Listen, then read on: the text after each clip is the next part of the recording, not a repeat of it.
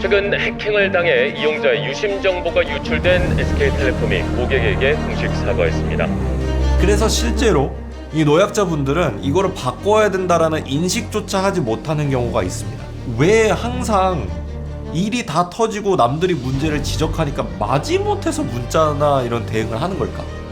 해커가 예를 들어서 해외에 있다, 또는 해커가 사용한 서버가 해외에 있다 라고 한다면 한국 정보가 할 수 있는 방법은 없습니다. 네, 여러분 안녕하십니까. 리뷰계의 요정 리퍼입니다. 최근에 원래 제가 또 준비했던 컨텐츠가 또 밀리는 그런 상황이 벌어졌네요. 뭐 하여튼 SKT에서 해킹 사건이 벌어졌습니다. 오늘은 그 사건에 대해서 언론에서 다뤘던 점들을 조금 좀 잘못된 부분이 있어서 뭐 그런 것들도 조금 재조명을 해보고 오늘 제가 저만의 방식으로 좀 정리를 해보도록 하겠습니다. 시작해보도록 하죠. 자, 좋습니다. 일단 사건의 개요부터 간단하게 훑고 넘어갈 건데, 일단 이런 부분들은 이미 많은 유튜버분들이 언급을 했기 때문에 저는 최대한 간략하게 좀 중요한 정보들만 추려서 하고 넘어가도록 하겠습니다. 4월 31일 기준으로 작성이 된 것입니다. 그래서 영상이 올라갔을 때 또 저번에 영상 보니까 제대로 영상 보지도 않은 인간들이 뭐 이제 뭐 뒷북이냐 어쩌고 저쩌고 하는데, 영상이 촬영된 시점은 당연히 과거일 수밖에 없다 얘들아. 4월 18일 날 SKT 내부 시스템, 즉 HSS에서 이상 징후를 감지를 했어요. 그리고 악성 코드를 발견하고 의심 관련 정보가 유출됐다라는 사실을 확인을 했습니다. 그리고 나서 이제 유출된 것들은 ICCID, IMSI, KI 등과 같은 정보라고 하고요. 그리고 사실 원래는 이제 IMEI가 같이 뭐 유출이 됐다 이런 얘기 했는데, 저희가 확인해 본 바에 의하면 뭐 공식적으로는 뭐 IMEI, 그러니까 단말기 고유 식별 번호는 유출되지 않았다라고 얘기를 했습니다. 그리고 4월 19일부터 20일 날 긴급 조치를 시작을 했고요. 악성 코드를 삭제하고, 그리고 해킹 의심 장비를 격리하고 인터넷진흥원에 사고를 신고했다라고 합니다. 그러니까 이게 이제 24시간이 흘러서 이제 이런 대응이 이루어졌죠. 4월 26일 날 전 가입자 대상 유심 보호 서비스를 무료 제공하기 시작했습니다. 그리고 4월 28일 유심 무료 교체가 시작이 됐고요. 재고 부족이고 교체 불가입니다. 지금 여러분 주변의 모든 대리점들에는 전부 다 A4 용지 한 장이 붙어 있을 겁니다. 유심 없다, 기다려도 소용없다 붙어 있을 겁니다. 지금 이런 상황이라는 거 말씀을 드리고, 다시 한번 말씀드리지만 단말기 고유 식별 번호는 유출되지 않았다라고 얘기를 하고 있습니다. 정부에서 그렇게 얘기를 했어요. 자, 그럼 이제 유출 현황에 대해서 좀 알고 넘어가야 됩니다. 이 부분에서 제가 좀 말씀드릴 부분들이 좀 많을 것 같습니다. 지금 요게 작성된 정보는 또 4월 29일 오후 7시 기준으로 작성이 됐다라는 거를 말씀을 드리도록 하겠습니다. 그래서 영상이 올라갔을 때는 조금 더 업데이트된 정보가 있을 수 있다라는 거 말씀을 드리고, 일단 가입자 전화번호, 가입자 식별키, IMSI 등 유심 복제에 활용될 수 있는 4종과 KST 자체 관리용 정보 21종이 유출이 됐다. 네, 확인 결과 단말기 고유 식별 번호인 IMEI는 유출되지 않았다라고 합니다. 자, 그러면 이거를 또 설명을 아무도 안 해주더라고요. 이거를 일반 소비자들은 막 무슨 뭐 ICCID 이런 거 나오는데 이거 모릅니다. 그래서 언론에서 지금 뭐라고 얘기를 하냐면 그러니까 단말기 고유 식별 번호가 유출되지 않아서 생각보다 안전해요 라고 얘기를 하는데, 아니에요. 이거는 좀 잘못된 정보라서 이거 좀 제가 좀 짚고 넘어가야 될 것 같습니다. ICCID, 이거는 유심카드 고유 번호예요. 이거는 약간 유심카드의 주민등록번호다 라고 생각하시면 됩니다. 휴대폰 번호를 여러분들이 발급받잖아요. 그 번호의 뿌리다 라고 보시면 됩니다. 그래서 IMSI 라고 보면 되고요. KI, 가입자 인증을 위한 비밀 키입니다. 그러니까 쉽게 얘기해서 여러분들이 핸드폰을 켜고 뭐 어딘가에 접속하고 이럴 때 여러분들은 하지 않지만 무의식적으로 여러분들과 상관없이 자동으로 로그인을 하기 위한 어떤 비밀 키다, 그렇게 보시면 될 것 같아요. 요거 유출됐습니다. 그러니까 이게 절대 노출되지 않는 숨겨진 비밀 키고 도청이나 복제를 막는 용도로 사용되는 그런 친구예요. 지금 언론에서 다시 말씀드리지만 IMEI가 그러니까 단말기 고유 식별 번호 요게 유출되지 않아서 상대적으로 좀 안전하다 이렇게 얘기를 합니다.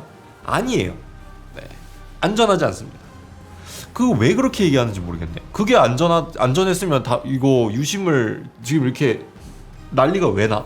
물론 요게 이제 유출되지 않아서 뭐 유심을 바꾸지 않아도 된다 이런 얘기를 하는데 어느 정도는 맞는 얘기예요. 이 IMEI가 유출되지 않음으로 인해서 막아지는 뭐 범죄들도 있습니다. 그렇지만 그럼 나머지는 그럼 왜 존재해? 그래서 ICC ID 유심 카드 고유 번호랑 IMSI 사용자 고유 식별 번호, 그러니까 사용자를 전 세계 단위에서 식별하는 그런 번호, 그리고 KI 가입자 인증 비밀키 요게 유출이 됐다라는 거를 정리를 해드릴 수 있는데 요것만으로도 복제는 가능합니다. 요것만으로도 복제는 가능하고 지금 그렇다고 해서 위험하지 않은 거 아니에요. 그러니까 실물 유심이 아니라 이심으로 바꾸셔도 같은 효과를 낼 수 있습니다. 그래서 여러분들이 만약에 난 지금 물리적인 실물 유심을 가지고 있어. 근데 난 유심 바꾸고 싶어. 그럼 이심으로 바꾸시면 됩니다. 지금 4월 29일 오전 기준으로 956만 명을 넘겼다고 합니다. 그 유심 보호 서비스를 가입하신 분들이 지금은 1000만 명이 넘었겠죠. 근데 이게 또 문제가 있습니다. 저도 거절당했어요. 처음에.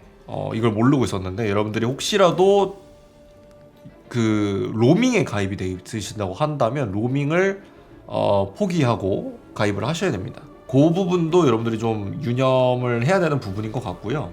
이게 5월 중순까지 소프트웨어 방식의 유심 데이터 초기화 기술을 도입을 하겠다라고 얘기를 했습니다. 이게 이제 도입이 되면은 사실상 교체와 같은 수준의 보안 효과를 누릴 수 있습니다. 그래서 이게 빠른 시일 내에 도입이 되면은 지금의 유심 부족 현상으로 인해서 교체가 되지 않는 이런 부분들이 해소가 될 것으로 보여지고 있어요. 근데 뭐 만약에 여러분들이 그런 게 도입되고 나서도 꺼림직하다라고 생각을 하시면 교체하시는 게 맞는 것 같아요. 자, 그리고 지금 또 문제가 되는 게 있죠. 뭐냐면 문자를 통해서 사전에 고지하지 않았어요. 네. 이게 저는 가장 큰 문제라고 생각을 하는 부분입니다. 디지털에 취약하신 분들, 노약자분들 또는 몸이 불편하신 분들, 그리고 디지털에 대해서 상대적으로 좀 정보의 빈도차가 있는 분들, 그런 분들에게 뉴스룸을 통해서 접하게 한다라는 것 자체가 이해도를 떨어뜨릴 수 있습니다. 예를 들어서 할머니, 할아버지, 노약자분들, 이건 우리가 늙어도 마찬가지의 환경이 되는 거예요. 그런데 그런 분들에게 뉴스룸을 통해서 알게 한다. 그러면 그게 실질적으로 그분들에게 와닿는 그 충격의 강도가 저희 같은 사람들보다 덜 할 수밖에 없습니다. 그럼 이거는 문자를 통해서 이 상황을 설명하는 게 맞죠. 근데 설명이 되지 않았어요. 그래서 실제로 이 노약자분들은 이거를 바꿔야 된다라는 인식조차 하지 못하는 경우가 있습니다. 그럼 이게 그분들의 잘못은 아니잖아요. 저는 이거는 정말 잘못된 거라고 생각을 합니다. 문자든 뭐든 간에 사전 고지를 했어야 되고 뒤늦게 문자가 날라왔어요. 왜 항상 일이 다 터지고 남들이 문제를 지적하니까 마지못해서 문자나 이런 대응을 하는 걸까? 이거는 저는 너무 안타깝습니다. 이런 식으로 대처를 해도 뭐 딱히 제재가 없으니까 이렇게 하는 거겠죠. 네. 많은 유튜버 분들이 지적을 하셨던 부분, 니네 잘못인데 왜 우리가 오픈런을 해야 되냐, 왜 고객들이 회사의 책임을 지고 아침에 줄을 서서 개고생을 하고 그리고 유심보호 서비스를 가입해야 이후에 발생하는 사건 사고에 대해서 100% 책임을 지겠다. 근데 유심보호 서비스를 하려면 또 노약자분들 안 돼요. 핸드폰에 취약하신 분들 안 됩니다. 그러니까 이거는 전 이해할 수가 없어요. 어떤 상황에서든 정보의 그 빈부격차는 생길 수밖에 없어요. 근데 그들을 고려하지 않는다는 거. 왜 회사의 책임이 벌어졌을 때 그걸 소비자가 알아서 해야 된다라는 이런 인식이 뿌리 깊게 잡혀 있는지 모르겠는데, 이런 일이 벌어지면 최소한 안내를 상세하게 하고, 그리고 이런 정보의 빈부격차가 발생할 것에 대비해서 그런 것들에 대한 대응책도 분명히 존재해야 돼요. 근데 없습니다. 노약자, 사회 취약계층, 그리고 디지털의 빈부격차에 놓여있는 분들, 이런 분들은 책임지지 않겠다. 뭐 그렇게 얘기할 겁니다. 그럼 그걸 모르면은 대리점 가서 물어보면 되지. 모르면 대리점 가서 해달라 그러면 되지. 왜? 자동으로 가입해주면 안 되는 거예요? 이런 사고가 터졌는데? 기업이 뭔가를 잘못했을 때 그거를 소비자가 어느 정도 고생을 해서 문제를 해결해야 된다라는 이런 식의 사고방식은 전혀 도움이 되지 않습니다. 어쨌든 사건이 터졌으면 그거를 기업이 책임지고 이런 빈부격차까지도 생각을 해서 대응을 할 줄 아는 이런 것들이 필요한데 지금 전혀 이루어지지 않고 있다라고 생각이 듭니다. 혹여 지금 저의 유튜브를 시청하시고 계시는 분들이 주변에 조부모님이 계신다라거나 아니면 주변에 좀 이런 부분들에 대해서 좀 도움이 필요하신 분들이 있다면 적극적으로 유심보호 서비스 가입이라던가 아니면 유심 예약, 그러니까 유심을 교체하는 거에 대한 예약 이런 것들을 적극적으로 도와주셨으면 좋겠습니다. 뉴스에서 IMEI가 뭐 유출이 안 돼서 뭐 유심 안 바꿔도 된다 뭐 이런 얘기 해서 뭐 야 괜찮아 이러지 마시고 그분들도 찝찝할 수 있어요. 근데 방법을 몰라서 바꾸지 못하는 것 뿐입니다. 그래서 적극적으로 도와주시고 적극적으로 이런 빈부격차가 줄어들 수 있게끔 도움을 주셨으면 좋겠어요.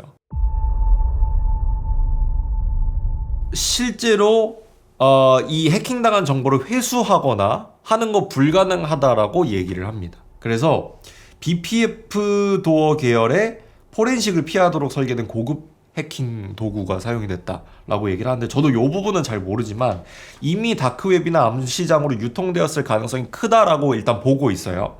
해커가 예를 들어서 해외에 있다 또는 해커가 사용한 서버가 해외에 있다 라고 한다면 한국 정보가 할 수 있는 방법은 없습니다. 그래서 사실상 지금 이제 실질적인 그런 방향으로 대처를 해야 되기 때문에 지금은 이제 이런 추가적인 피해를 막는 그런 쪽으로 지금 주안점을 두고 달리고 있는 것 같아요.